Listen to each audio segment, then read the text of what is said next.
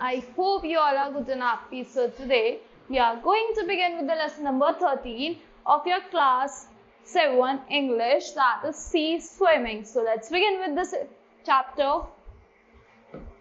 In 1966, Mihir Sen did something that no other swimmer had done before. 1966 में क्या हुआ था? मिहिर सेन जो थे उन्होंने एक ऐसी चीज की थी जो अब से पहले किसी ने नहीं की थी.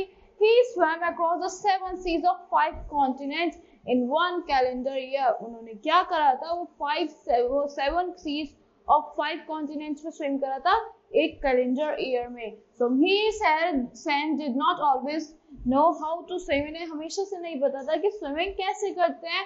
Till he was 22, he only dog paddled. जब तक वो 22 के थे खाली उन्होंने dog paddle किया था. He was not coached the art of swimming. उन्हें कोचिंग भी नहीं मिली थी swimming की. He was the urge to do something great which made him go to England. उनमें था कि उन्हें कुछ great करना है, कुछ big करना है, तो उसकी वजह से वो इंग्लैंड गए. In London, he spent a lot of time on railway platforms as a porter. London में क्या करा? मिहिर सेन ने बहुत सारा टाइम रेलवे स्टेशन पे रेलवे प्लेटफॉर्म पे स्पेंड करा. किसकी तरह? एक पोर्टर की तरह. Till he got a clerical job in the office of the Indian high commission. जब तक उन्हें वो इंडियन हाई कमीशन में क्लरिकल जॉब नहीं मिलती, जब तक उन्होंने पोर्टर की तरह प्लेटफॉर्म्स पे रहे थे वो. सो in spite of full-time job and studies, he spent every free minute in a swimming pool. So मतलब क्या हुआ था? In spite of full-time job and study, वो फिर भी अपना पूरा टाइम मतलब एक भी जो फ्री मिनट होता था वो अपना स्विमिंग पूल में स्पेंड करते थे. For 3 years, Mihir went through grilling training. So 3 साल के लिए उनको क्या मिली? ग्रिलिंग ट्रेनिंग मिली थी. Till on 27 September 1958 तक. So he swam across the English Channel from Dover in England to Calais in France. तो उन्होंने क्या करा था? इंग्लिश चैनल क्रॉस करा था, स्विम करा था. कहाँ से? डोवर इंग्लैंड से कैलिस फ्रांस तक. कितने देर में? in 14 hours 45 minutes में. So thus setting a record as the first Asian to have done so. इन्होंने क्या रिकॉर्ड सेट करा था? फर्स्ट एशियन का रिकॉर्ड सेट करा था जो आज तक किसी ने नहीं किया था ये. He was awarded the Padma Shri in 1959. उन्हें पद्म श्री अवार्ड मिला था 1959 में for his conquest of 26-mile English Channel. So 1966 was a year of great achievement for Mihir Sen. 1966 क्या था? ग्रेट अचीवमेंट था किसके लिए? मिहिर सेन के लिए. In April he set a world record. अप्रैल में उन्होंने वर्ल्ड रिकॉर्ड सेट करा था by swimming across the Palk Strait. Swim करके किसमें? पार्क स्ट्रेट में. The sea between India and Sri Lanka. ये क्या थी? पार्क स्ट्रेट एक सी थी इंडिया और श्रीलंका के बीच में. It was brave feat to dare the dangerous wave. बहुत ज्यादा डेंजरस वेव्स होती थी. And shark infested water. यहाँ पे शार्क्स भी होती थी इस वाटर में. इन अगस्त Mihir swam across another dangerous stretch of water. अगस्त में उन्होंने एक और dangerous stretch of water को swam करा था. So the shark-filled strait of Gibraltar. So क्या था? एक shark-filled strait था किसका? गिब्राल्टर का, between Europe and Africa. So in September he became the world's first man to swim the extremely dangerous strait. सितंबर में क्या हुआ? फर्स्ट वर्ल्ड मैन बन गए जिन्होंने एक्सट्रीमली डेंजरस स्ट्रेट को स्वैम करा था of Dardanelles. In recognition of all these achievements, he was awarded the Padma Bhushan in 1967. इन्हें इन सारी अचीवमेंट्स के बाद इन्हें क्या मिला था? पद्म भूषण मिला था 1967 में. His achievements fostered the spirit of adventure in many young Indians. इनकी वजह से बहुत सारे यंग इंडियंस में भी मतलब कुछ अचीव करने की इच्छा आई थी.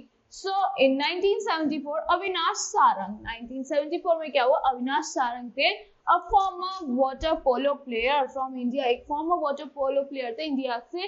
Cross the English Channel despite of very bad weather. English Channel को क्रॉस करता था मतलब bad weather के बाद भी.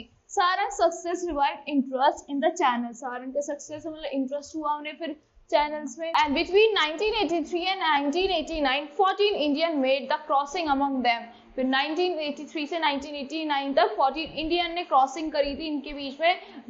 And then were children like Aarti Pradhan who in 1987 at the age of 14. 1987 में इनकी एज क्या थी? 14 एज थी. वो क्या बन गई थी? Youngest Asian to swim the channel. and V.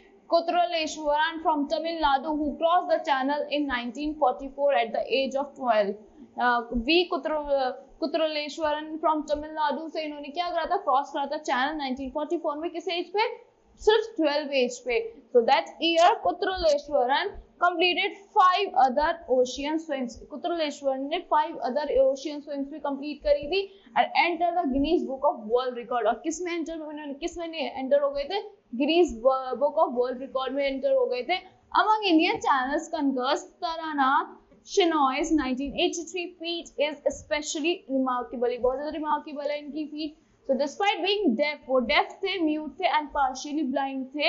So Shenoy made to crossing in just 10 hours। उन्होंने crossing करी थी किसमें, just 10 hours और 54 minutes में।